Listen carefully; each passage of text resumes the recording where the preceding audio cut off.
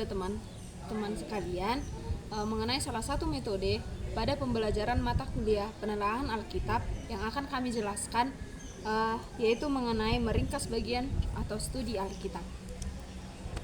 Baiklah teman-teman sekalian, sebelum kami menyampaikan materi pada hari ini, kami bertiga akan memperkenalkan diri terlebih dahulu. Perkenalkan, saya Septi Sinaga.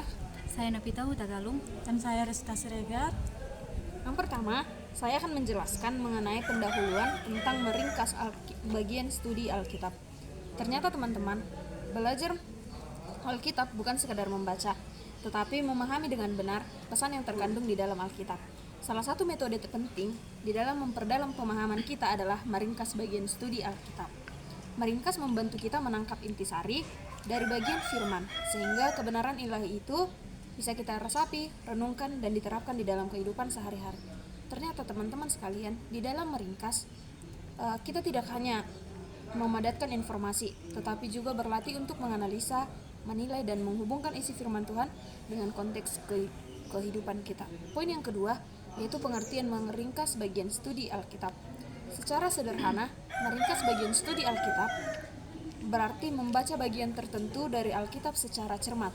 Yang kedua, mengidentifikasi ide-ide utama, pesan, dan tema sentral. Berikutnya yaitu menyusun kembali dalam kalimat singkat, jelas, dan akurat. Ringkasan bukan hanya memotong panjangnya teks, tetapi menangkap pesan rohaninya yang Tuhan ingin sampaikan kepada kita melalui bagian teks yang tertulis dari Alkitab tersebut. Dilanjutkan oleh partner saya. Adapun poin yang ketiga itu tujuan meringkas studi Alkitab. Tujuan dari meringkas studi Alkitab ini yang pertama itu memperjelas pemahaman.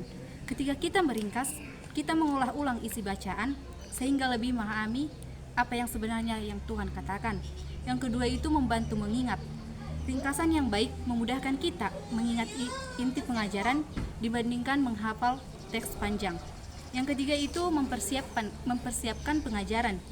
Saat kita diminta membagikan firman Tuhan, renungan atau diskusi, ringkasan menjadi alat bantu yang efektif. Yang keempat itu melatih refleksi pribadi. Dengan merangkum, kita terdorong untuk merenungkan firman Tuhan dan dalam kehidupan nyata. Adapun poin yang keempat itu prinsip dasar meringkas studi kitab. Yang pertama itu setia pada teks asli. Jangan mengubah pesan atau makna Alkitab demi memudahkan ringkasan. Yang kedua itu gunakan bahasa sendiri. Hindari hanya mengutip kata-kata dari ayat, gunakan ungkapan sederhana yang mencerminkan pemahaman pribadi. Yang ketiga itu fokus pada tema utama.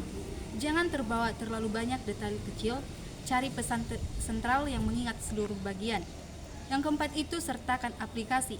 Hubungkan ringkasan dengan tindakan nyata dalam kehidupan sehari-hari. Dan yang terakhir itu dijelaskan oleh Rizka langkah-langkah praktis meringkas studi Alkitab. Baik, selanjutnya ada langkah-langkah praktis meringkas bagian studi Alkitab. Yang pertama, baca dengan seksama. Bacalah bagian Alkitab yang ingin dirangkum beberapa kali. Yang kedua, menandai poin penting, garis bawahi ayat-ayat kunci. Catatlah perintah, janji, peringatan atau contoh yang diberikan. Langkah yang ketiga, menentukan tema utama. Cari satu kata atau satu kalimat yang merangkum seluruh pesan. Contohnya yaitu kasih Tuhan, yaitu kepatuhan, keselamatan, pertobatan. Langkah keempat, menulis ringkasan. Gunakan kalimat untuk menjelaskan. Selanjutnya, contoh praktis meringkas. Contoh praktis meringkas kami ambil dari 1 Yohanes 3 ayat 16, yaitu karena begitu besar kasih Allah akan dunia ini sehingga ia telah mengaruniakan anaknya yang tunggal, supaya setiap orang percaya kepadanya tidak binasa melainkan beroleh hidup yang kekal. Ringkasannya yaitu Allah menunjukkan kasih-Nya kepada dunia dengan memberikan Yesus Kristus sebagai juru selamat. Setiap orang percaya kepadanya akan menerima anugerah keselamatan dan kehidupan yang kekal. Baiklah teman-teman, kami bertiga sudah menjelaskan tentang langkah-langkah pengertian dalam meringkas Alkitab. Sebagai penutup, kami akan memberikan satu kesimpulan. Ternyata teman-teman sekalian, meringkas bagian studi Alkitab adalah latihan rohani yang memperkaya iman. Melalui proses ini, kita bukan hanya memahami isi dari firman Tuhan, tetapi juga dilatih untuk kita lebih peka terhadap kehendak Tuhan di dalam kehidupan kita. Belajar meringkas berarti belajar mendengarkan suara dari Tuhan dengan lebih jelas dan belajar menerapkannya dengan lebih sungguh-sungguh di dalam setiap perjalanan kehidupan kita.